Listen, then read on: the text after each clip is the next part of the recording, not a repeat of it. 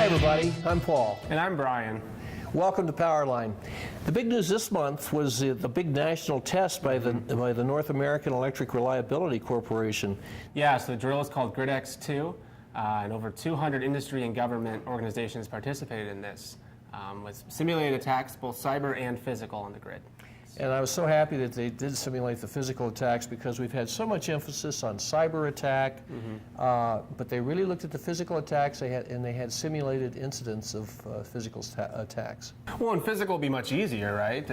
Well, yeah, well, sure. Well, I mean, bunch of Mexican hoodlums proved that just a month ago or so, when they used Molotov cocktails, lobbed them over the fences of a couple of dozen substations. They knocked out the power to all of a large Mexican state, and then they looted everything in the darkness. And they didn't use any high technology to do that. Yeah.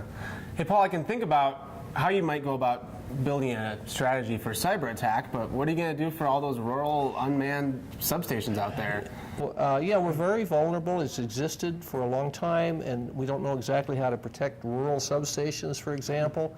I mean, we could use the same technology that the military uses to protect its facilities or its troop deployments, but all that would take a lot of money. Some of it's already being done, but to do it just uniformly across all of our facilities would take more money than we're going to spend in the near future. Yeah, yeah.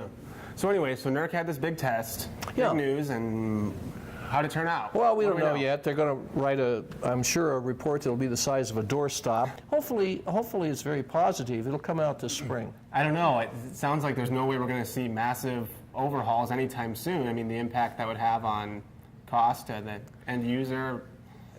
Well, you're not going to bury sweeping. No, you're not going to bury the substations. You're not going to bury the lines. You know, you're not going to do that. You can't. There's not enough money to completely rebuild the U.S. grid. I mean, we have billions going into it just to kind of maintain it the way it is right now. But it's really tough. You have an old system. The basic system's been around for 100 years.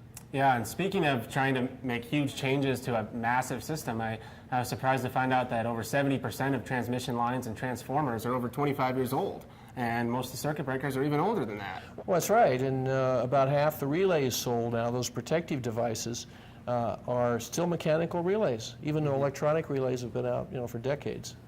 So what's the solution to all this, Paul? Well, it's condition-based maintenance, maximizing the life of your assets.